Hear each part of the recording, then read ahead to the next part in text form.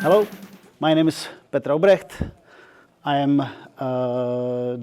senior developer at Payara, the Jakarta EE server, and I'm going to talk here about the edge and the usage of Jakarta EE servers on the edge. So through the speech, I will have some questions because I realized that some of the things were already presented today, like what is TCK and this stuff. So I'll ask you if you know what it is, and we can skip it. And I will speak about smart factories, robots, and their connection to the cloud. So about the edge computing and about the features of Jakarta EE, what it can provide, and what it means. I will have a demo, hopefully live demo, with some graphs in Prometheus and Grafana, and then I will have few more slides and conclusion. If you will be interested, I'm able to show source code, so we can discuss on top of source code. So, how is the situation with the factories? Digital twins means that the objects in the factories have their picture in computers. They have their digital image in the computers, and there are lots of data about the objects in the factory inside computers. They control the smart machines. The robots usually don't look like people. They look like arms with various tools. And what we will talk about is data, what to do with the data, data analytics, what information we can get and how to use it. Where are we today? There are about 500,000 of robots worldwide, which means that it is about 160 robots per 10,000 employees, which is not very much. The most frequently they are used in automotive industry or in electronics. The reason is that automotive, in both cases, the factories are doing things which are heavily repeated. It's still the same job.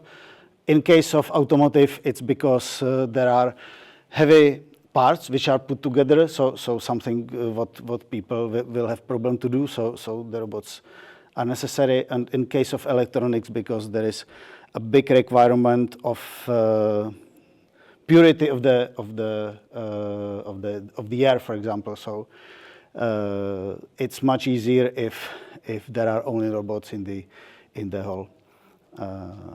So it's easier to clean the environment. There are less than 200 factories which are on the bleeding edge of the technologies, and it's actually growing very slowly. And vast majority of factories has nothing. And the sad thing is that almost none of the robots ever seen a cloud. So what does it mean for us? If you look at the numbers on the left side look very positive, that the situation is going better and better.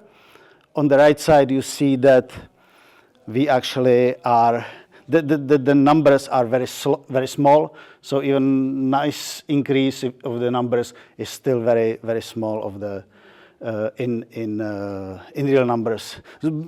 Big percentage of growth is still very little real numbers. So the question is, does it even make sense why we should send the data to the cloud? Or why to process the data at all? The one of the things why the data is collected is to monitor the conditions, what's up with the robots, how they move, what's their temperature, pressures, and such things. So when we watch this data, we are able to identify that there is some problem. We can automatically warn if there is some problem, and we can send somebody to repair the robot actually very quickly. Data-driven insight means that we do some prediction based on the data. So we are able to predict that there will be failure sometime ahead. So we are able to, for example, replace the parts before they get actually broken. So during some analysis of, I don't know, sound, for example, it's possible to realize before the failure becomes. Probably, if you listen the car motor, car engine, you realize that there is something wrong just from the sound. So why are we not sending the data to the cloud? The problem is that there are too many data and they are generated too quickly. So we need some speed of the processing. We need some network bandwidth, some cost. These are obvious things. The next problem is how much we trust the cloud. So if you imagine that every robot will send its own data to the cloud, it means that there is a lot of communication and a lot of trust from every single robot to every single service, which is difficult. And definitely it's overkill. Of course, there is the latency. So you will quickly see the picture. It's very difficult to, on the robotic level, when everything is done in real time, to expect that there will be some latency. I suppose with the big usage of cloud today, you know that sometimes we have to wait, sometimes seconds, sometimes minutes. My favorite teams, sometimes tens of minutes before it started work again, because something got broken, and can you imagine that some robot will get stuck just because some server on the cloud doesn't respond and needs to be restarted and replaced. So the latency is a problem, and of course the standardization. If every robot from various vendors, they will have their own ways how to communicate, it will be quite difficult and messy. So how to connect the robots to the cloud? And here comes the edge computing. Edge computing is idea that we will put something on the border of the factory, and all the communication will be done to this point, and the next processing of the data is done from this further. So the edge computing is about collecting the data from the sources, somehow filter and do some very quick preprocessing, do it quickly, so there is very low latency, so the robotic arm just sends the data, and it knows that it will be no latency, and it just can continue. If there is some problem on the cloud side, it's a matter of the edge computing. So the edge computing is here to help with the latency of edge. And it should be the resilient part. One picture worth 1,000 words. So this is how it should look like. So on the bottom, there are all the machines, robots, PLCs, valves, CNCs, etc. So this part is driven in the real time. This is something that must work regardless any network issue, anything else. I had a colleague who was working with the heavy machines, cutting something from iron, and he was telling the stories when what happens when the machine thinks for 100 milliseconds, and how easy, how difficult it is to cut two pieces of metal which are just put together. On top of and this level communicates with the edge. There are the basic processing, some alarms, some basic reports, some easy review. The most important thing is buffering of the data and doing some visualization, doing some analysis. Everything just basic, and it depends on the speed. If we have enough power, not many data coming from the bottom, I can imagine that this layer will do the analysis itself. The purpose of this speech is we have too much data, and we cannot do all the analysis on this level. So what we need to do is to communicate with the cloud, send the data to the cloud. There's lots of space there, lots of power, so we can run the computational engines, and we can send the data, collect everything, send it to the cloud, let some node calculate something and bring bring the results. So doing some AI on top of it, some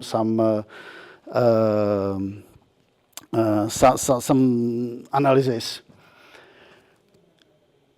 So that's the point.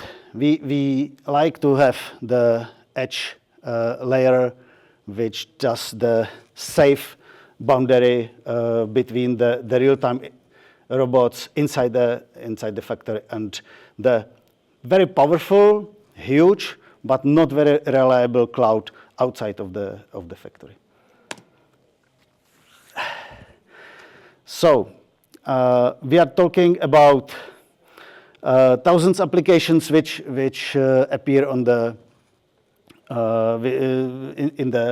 in the factories, and they are increasing pretty well, big tens of percent every year, and the question is how we should write the edge applications.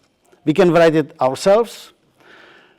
I have seen such situation when developers come and say, we are far better than anybody else, so we can develop our own server and we will do everything ourselves. It requires lots of expertise, lots of time, lots of money, lots of patience even from managers, because there are lots of bugs. Customers are not very happy if there are some very basic bugs. And most of this is that if you deploy such solution, you want that it survive a long time. You don't want to invest that big money into this software every 2 years. So it's good if we have something what survives tens of years, 10 years at least. So we have something what you know that it will be there after 10 years. And the requirements like security, scalability, reliability, performance, configuration, lots of others, are very interestingly the set of the features of Jakarta EE servers. So it's actually very interesting how to use the Jakarta EE servers.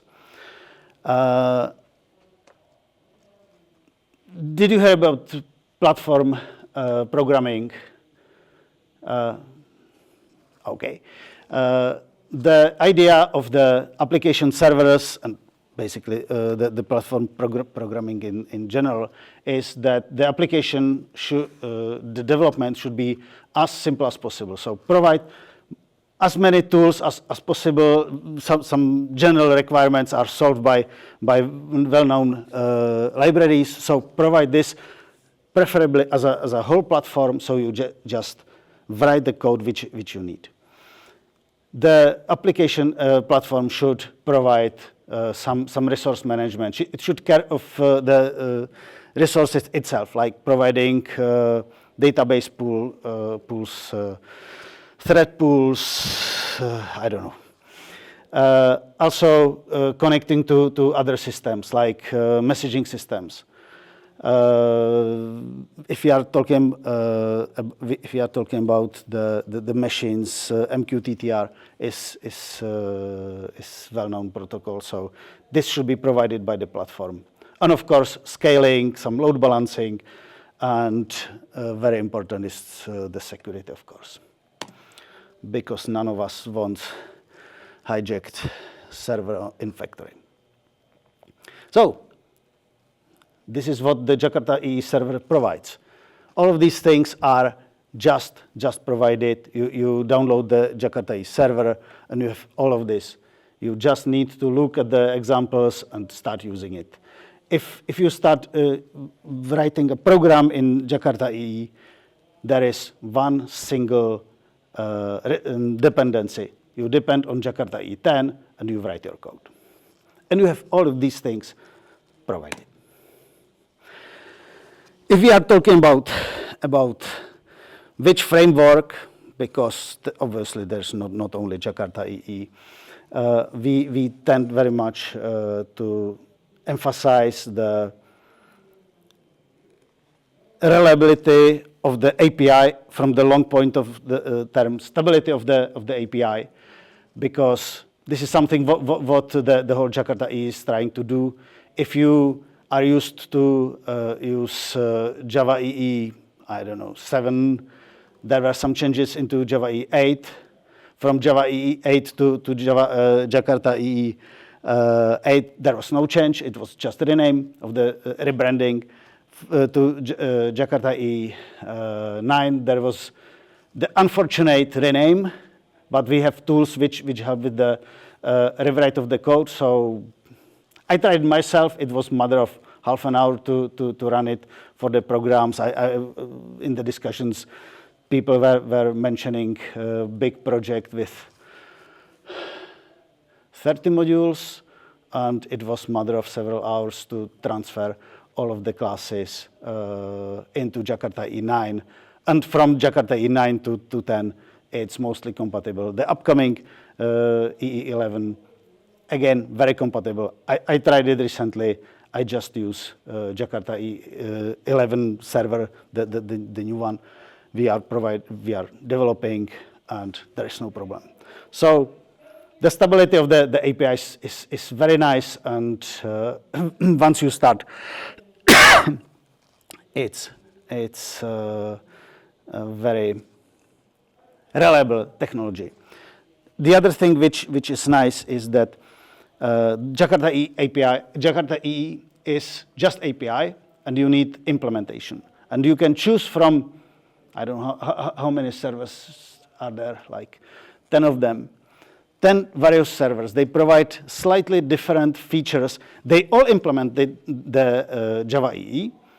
So your program will run. But if you want some monitoring, some scalability, some other features, if you stress amount of memory used, you can choose the one which is the most useful for you, and they are compatible. So it's very nice peak. Vendor neutrality means that the API is the same for all of them. Open specifications means that the APIs are open. There is big documentation for each of them, and you can freely read it. There is nothing hidden. Interoperability means that the servers are just interchangeable, and they communicate with each other because the standards are given. Jakarta EE is community-driven. Oracle donated it to Eclipse Foundation. There is a group of vendors which agree on the new versions, And currently there is Jakarta 11 upcoming. There were issues with the tests, which is now solved, and very soon there will be the big release. Stability, this is something I personally love very much. I have programs which run since 2004, and they can still run on the latest servers. Except the unfortunate Java X2 Jakarta package rename, it's mostly compatible. We use prime faces, and sometimes they have changes, like, for example, the name of the profiles. But the Java part is usually the very reliable one. Actually, I was recently, I had to fix some program from 2001, and Java was the reliable part. I had to rewrite the C++ part because I was using C++ builder, and this no more exists. And I realized that I have no way how to compile it. So I had to rewrite it to Java. So 30 years of Java is something I really love. Okay, so stability is rock stable, absolutely perfect thing.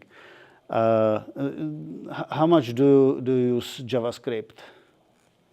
Like new ideas every half a year?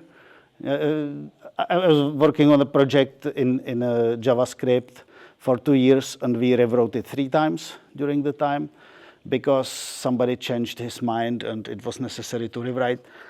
And this makes me totally crazy because I cannot imagine that I'm just throwing away my money because somebody changed his mind. And multi-platform support, this is mostly given by Java because it works everywhere. We provide support for all the major platforms, and we also provide the Docker images. For last year or 2 years ago, we started also with the ARM images. So developers who like to use the Macs, they can use the Docker images as well. Or you can run it on your TV. I tried it on Raspberry Pi, and it works. That's nice. Good. So benefits, everything's there. Just your business logic is the missing part. So you just write this missing part, put it together, and it's all running.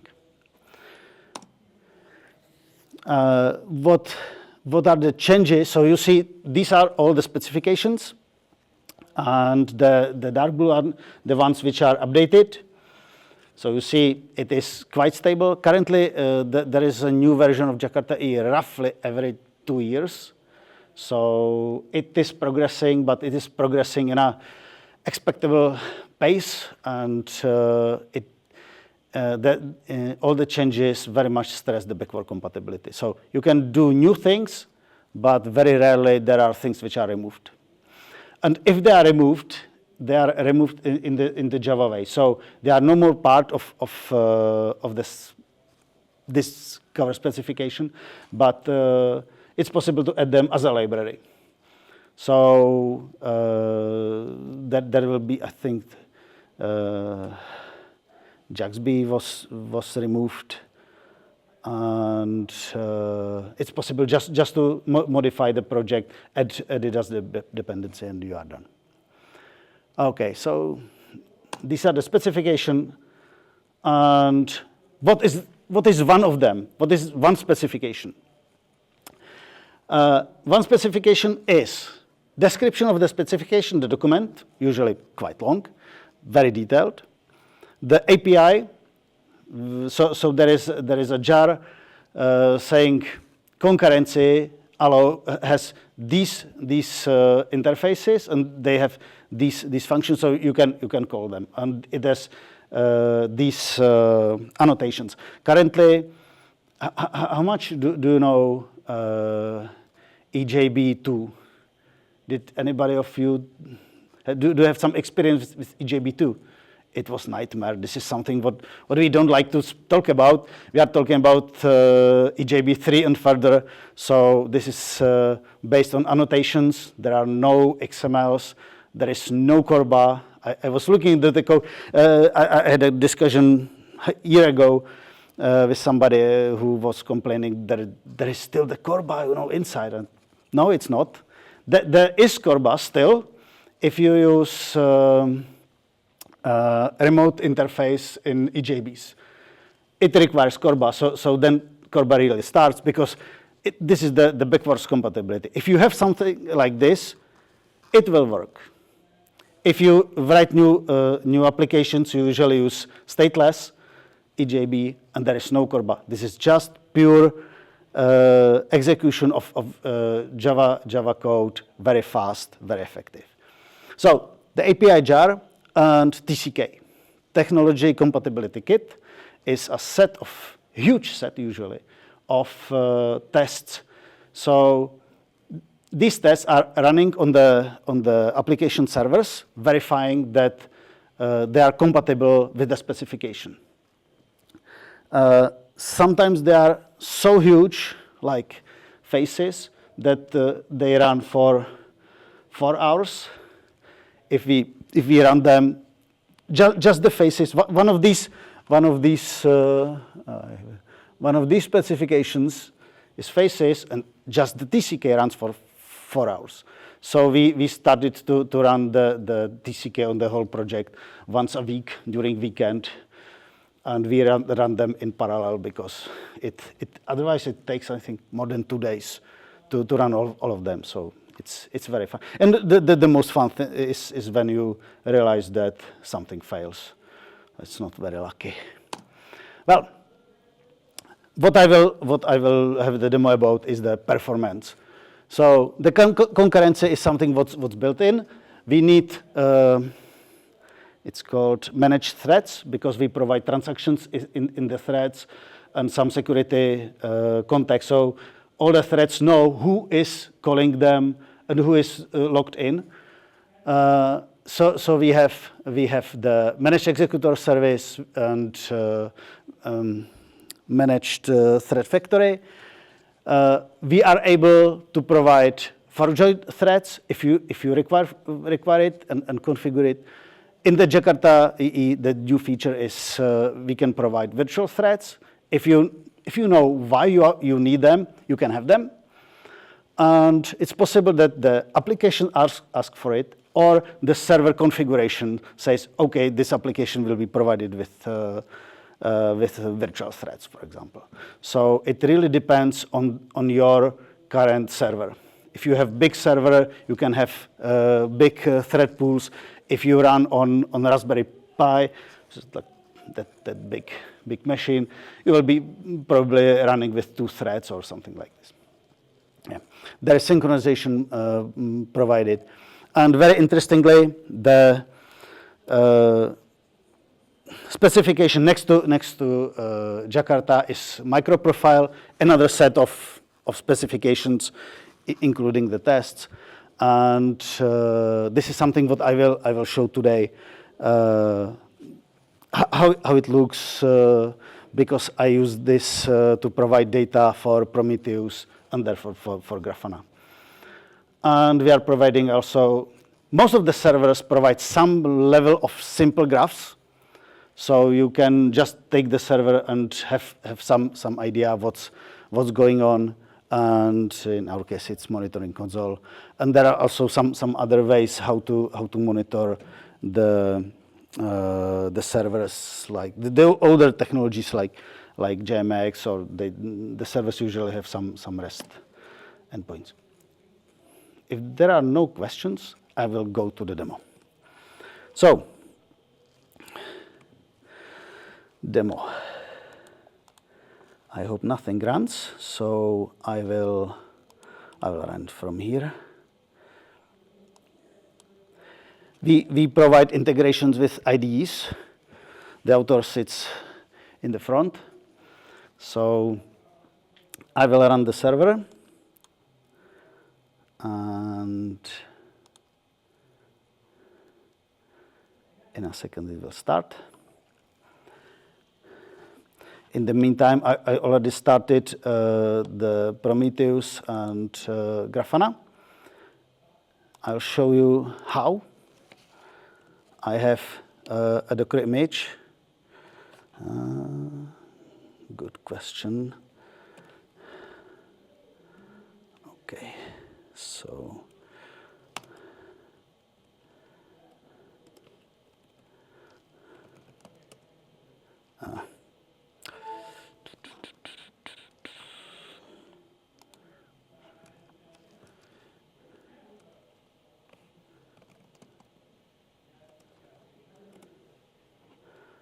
So this is the way how I'm running Prometheus Grafana. There are few files. If you're really interested, I will show you. There is nothing really surprising. Just Docker Compose with both of the softwares combined together. So I started them via just Docker Compose run, Docker Compose up, that's all. So this is how I played with Prometheus and Grafana. And so I'll keep it in this order. So the pieces of software which I have is, I have the edge controller, this is this one, which does the buffering of the data. I have simulator of data miner. Usually I have it on some different server, so there is the remote call.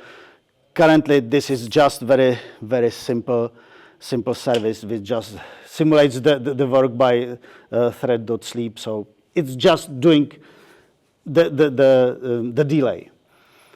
So this is the edge, and I have set off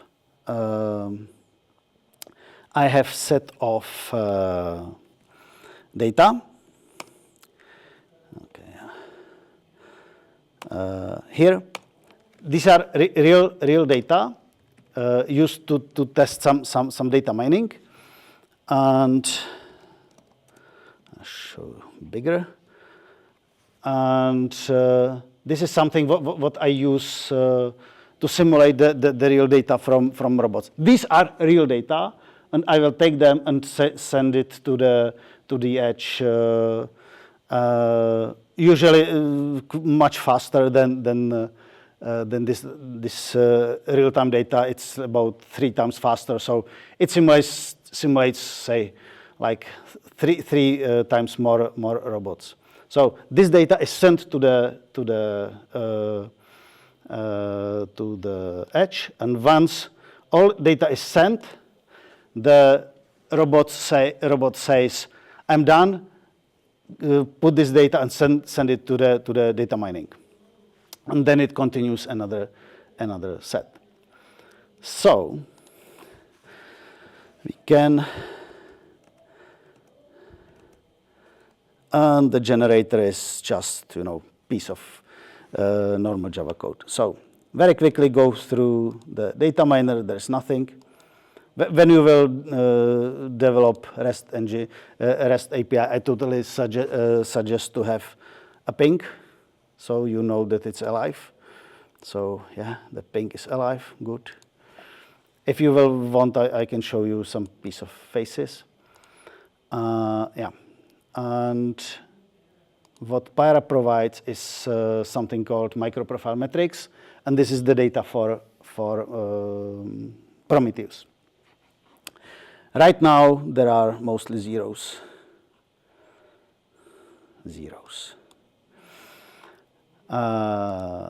Prometheus, you see up is now up, and we can ask for some real data, like data received. So you see there is 0. This is fine, and the Grafana is still fine. Nothing happens, just the server is up. Good. So it's time to start the robots. I hope I didn't forget, change the number back. It should be 30, yes. So it just compiles. So now it started 30 robots, and they started to send the data to the edge. The problem of this test is that the generator creates some load on the same processor with this edge. So I have much better tests when I have 3 computers. One is generating the data, the other is doing the edge, and the third is doing the remote part. So you see that the CPU is busy even for 30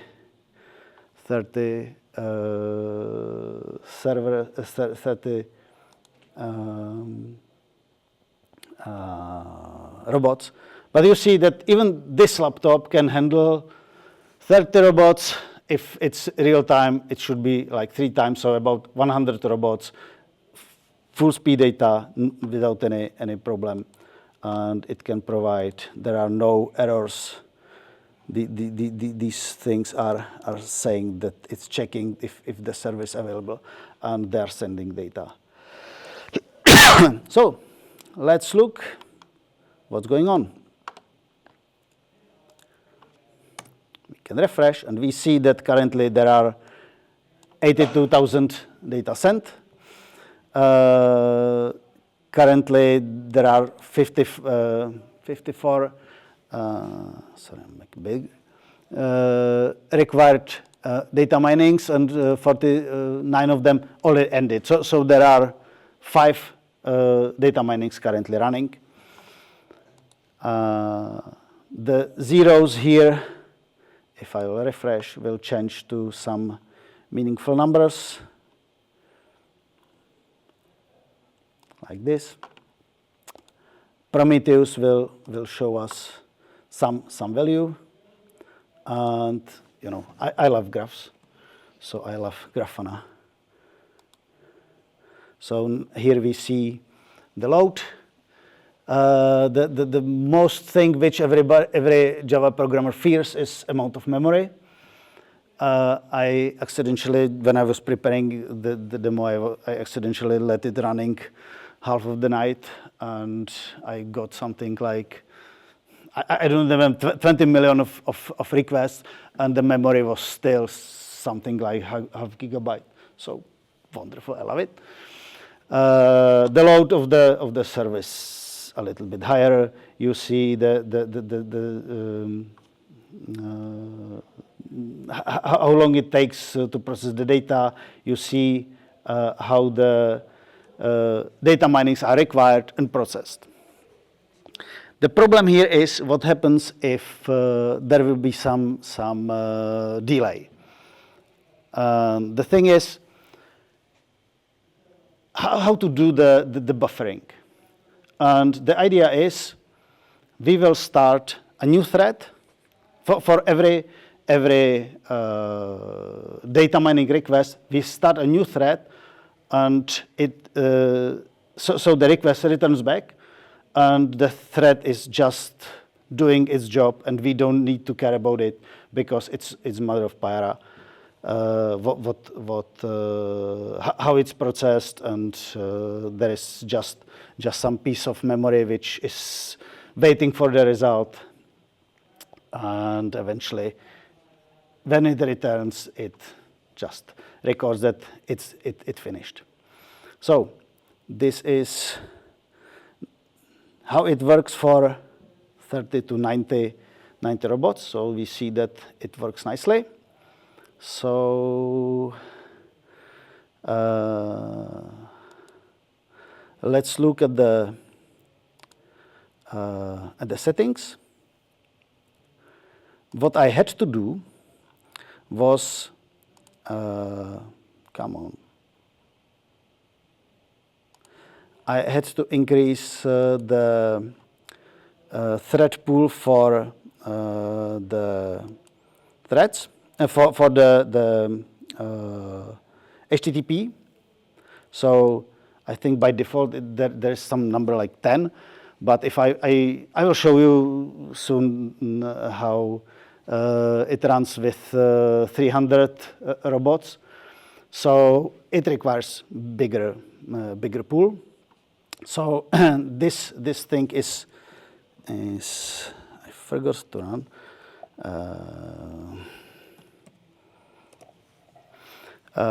This increases the set of the threads which take care of the HTTP communication. So if you have very small pool, it will get very frequently. It will very frequently not be able to process the data. So it was necessary to make it bigger. Okay.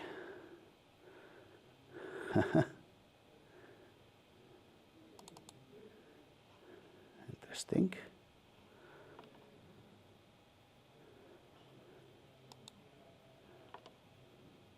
Yeah. So what you see here is how the threads look like. So you see that very often they are waiting. And I forgot. Okay. So these ones are using the virtual threads. So you see that there is the, for example, pool worker.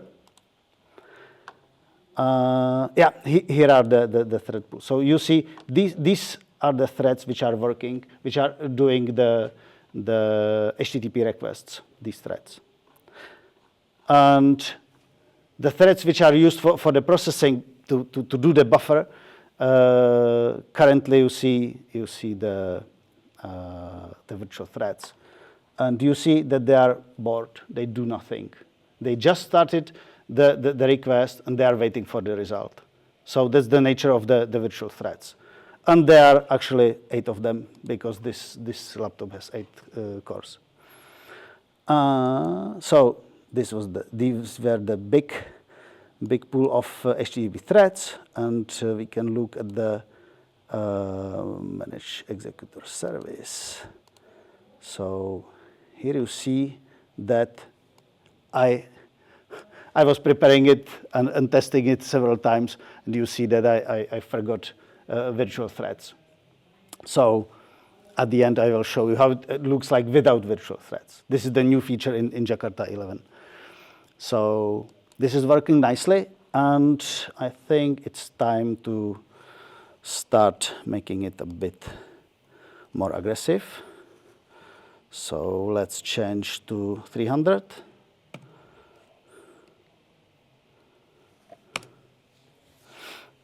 So now we will get to 300 robots, which are pushing the data every 30 milliseconds. In the real time, it should be in 100 milliseconds, therefore 3 times faster, and it is still working. And we can look at the microprofile. The times are now a little bit higher, like 5 milliseconds. Some of them were even 20 milliseconds, but the server still works. And thanks to the virtual threads, it's very stable. Actually, even if there will be some issue with wrong programming, the virtual threads will survive much longer because they are just bits of memory. Bits, I mean megabytes of memory.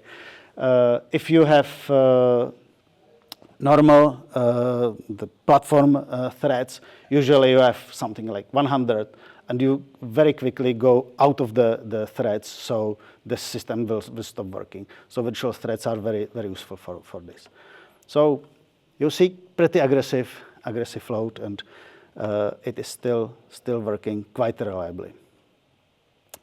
Okay, so I will try. Okay, if you will be interested, I will be at the booth, and I can show you how it behaves when there are platform threads. I have to finish. Okay, so I have to finish the slides. Okay. So, okay, come on.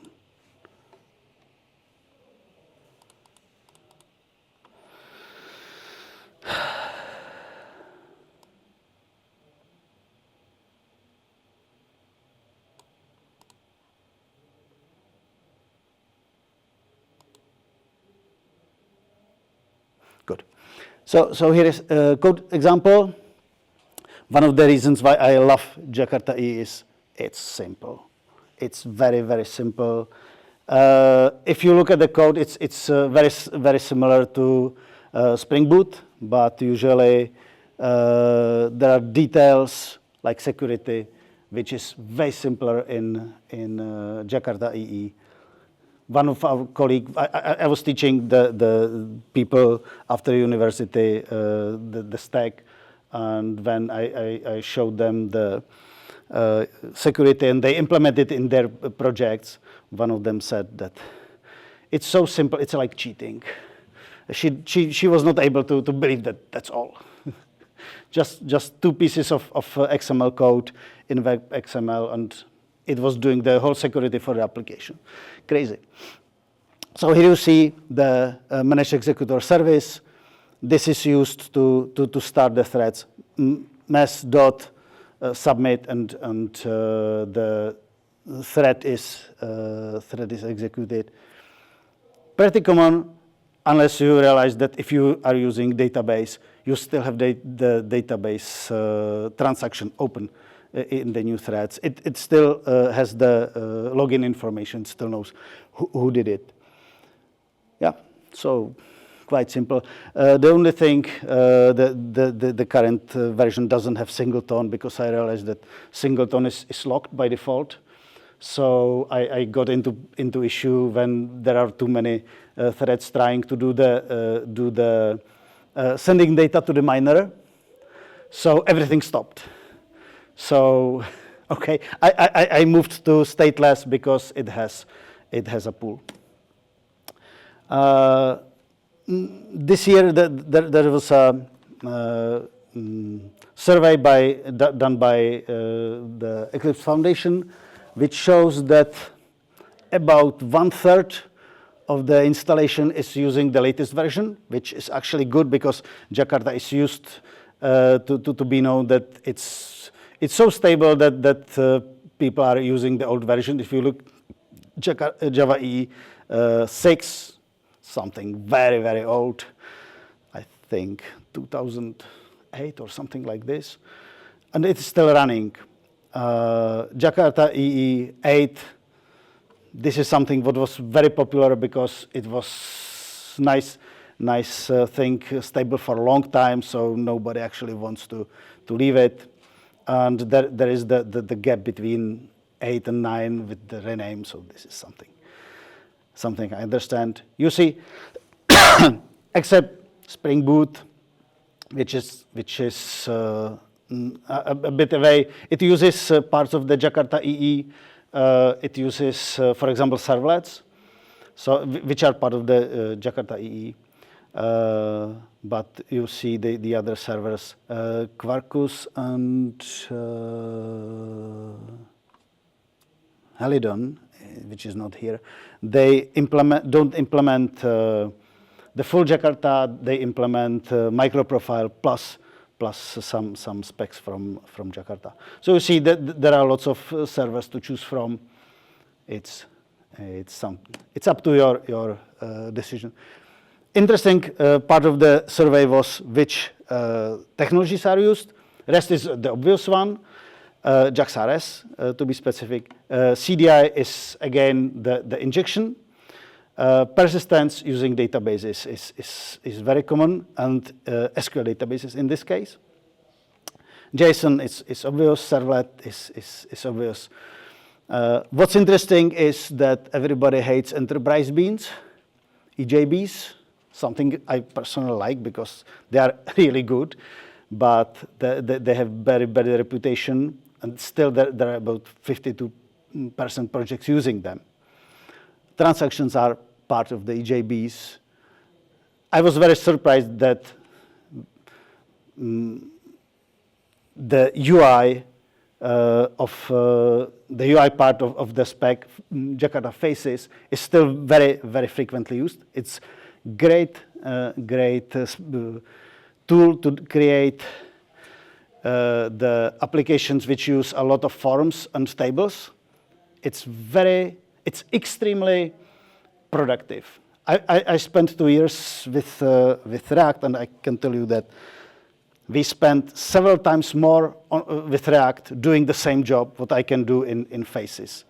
In Faces, it's just XHTML with the CDI Java, and it's much faster and easier. So these things were surprising. SOAP was something hated for a long time. Especially JavaScript people hated it because it uses XML and nobody likes it. Everybody loves JavaScript object notation objects. So from Java we are sending JavaScript objects to the batch is something what almost nobody knows. And I think messaging, I was surprised. 42% of projects are using messaging. I realized that it's great technology with very simple API, and very few people know it. It's very easy to send messages between various parts of the software. It's nice thing. Virtual threads, a new feature in Java 21, and we now have it in Jakarta. It's something what everybody was very keen. We realized that it's quite difficult to find where it's useful, because everybody expects that now everything will run faster, but it's not done by the threads, it's done by the CPU. So it doesn't improve the CPU, but it has interesting features like you have seen. I don't need to run 100 threads in doing the job, actually mostly waiting.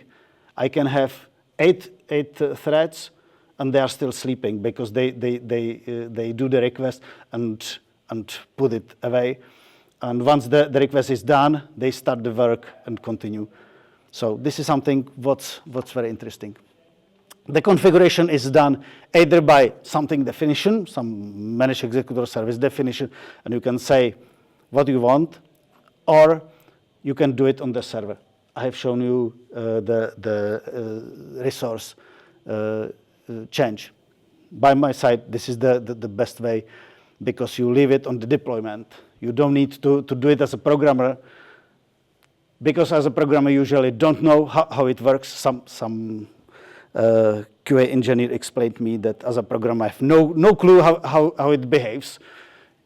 QA knows much better, so the customers can know, and they can influence how it behaves. So it's definitely better if the things are configured on the server at the customer side. They know what hardware they have. Yep. It has great potential for faster microservices. So something I will make some new samples. Yeah, and in case it starts leaking, you can still have millions of virtual threads, and it still works. That's a great thing. It just consumes some memory, and we have much more memories than platform threads. Good. So now we understand why we should choose Jakarta, and now why we should choose just Payara server, because it's the best, of course. It's reliable and still supported. So if we have customers who are on the very old versions, like current version is 4, we are preparing, current version is 6, and we are preparing version 7. And we have lots of customers using 5 and even 4, which is long history. But they have software which is making tons of dollars, and they don't want to touch it. They don't want to shut it down. So it makes sense to pay for the support. Also, we have different versions of Pyra. I will show in the next slide. And what's interesting is that we have MQTT connector, which allows us to communicate in the MQTT protocol. So if you have some machines which communicate in MQTT, you don't need to program it. It's part of the platform. So if you are considering your applications, you have several options. If you have small devices, or if you are talking about containers and cloud working nodes, we have Pyra Micro, which starts faster and consumes less memory. What I showed you today is server. It has the admin UI, and you can configure it on the fly. For virtualization, like virtual machines, the server is probably still the best option. And if you are using, and if you plan to use cloud and you are not experienced, we provide Pyra Cloud, which allows you to take the application I showed you today. You can take it, you can send it to the cloud, and you can say just how much it should be scaled, on how many computers it should run, and you don't need to know nothing about Kubernetes.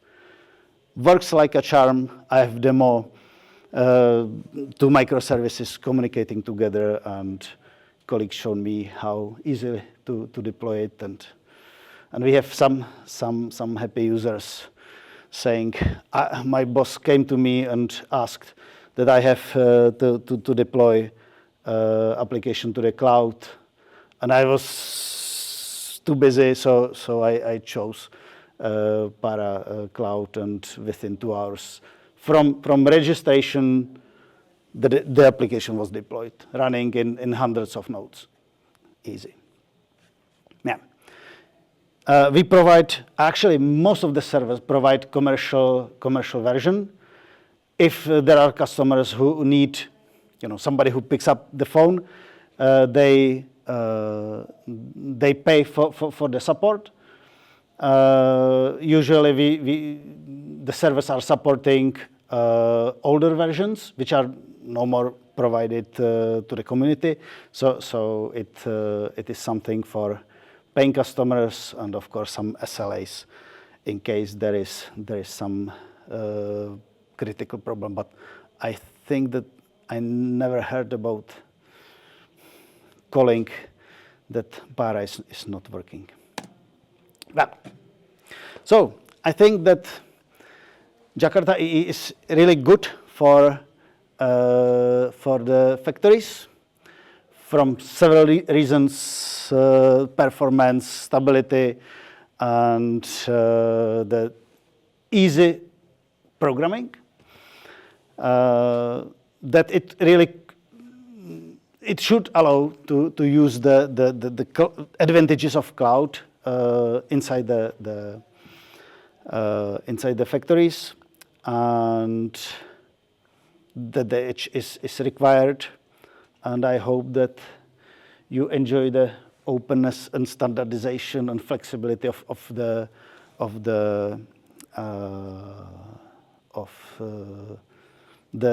Jakarta EE framework.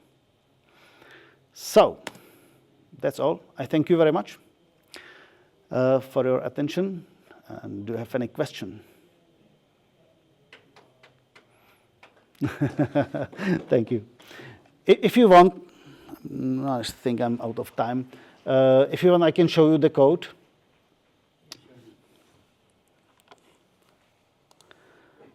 Is the demo code available in GitHub? Yes, it is. Unfortunately, I didn't do the QR. GitHub, my user, and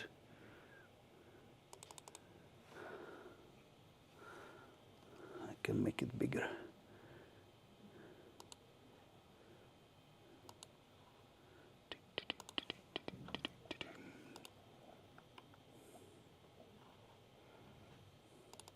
If you're interested.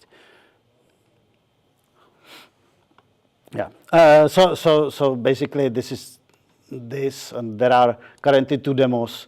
So this is the edge computing. Okay. And the sources. I'll stop it. How long has Pyara been in business? Gareth, I'm sure you know. So Those. Para is powered from Glassfish and since 2014. 14, yeah. The history was that Glassfish used to be the how is it called?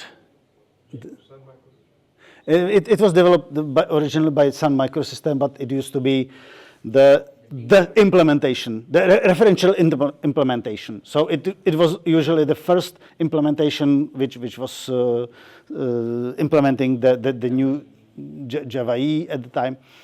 The problem was that Sun Microsystem didn't support it at some moment very well. So there were issues, errors for a long time, even if there were community patches, and Sun didn't fix them. Then it was bought by Oracle, which didn't do anything better. So for many years it was almost dead project. But there were many companies who used it. So then Steve Milic decided to fork it, and he started to support it. Currently, Glassfish is alive again, but yeah, we are doing the interesting support. Yeah. So the generator is nothing interesting, just reading the files and then sending them to the server. Nothing really specific, except that I use the virtual threads even here. You see the executor service for the HTTP client is made by virtual threads. I have the API here. This is how it's connected to the server. It's server-side rendered technology. Here is the REST API. If you have seen Spring, it's very similar. The Spring just combined these 2 annotations into one, and they are the same.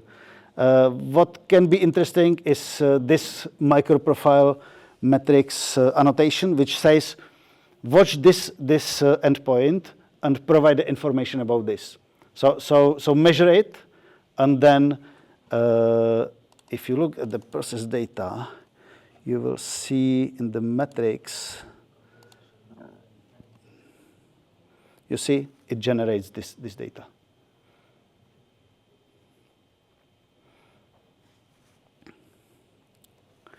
So this annotation, again, not some logging, and then it sends it to the EJB. If you remember EJB2, 3 abstract classes and 3 XML files, today's it is this annotation. This does all the work. Something I tried to learn EJB2 and I failed horribly. And in 2006, I think, I learned the EJB3 and I realized actually this is about that easy.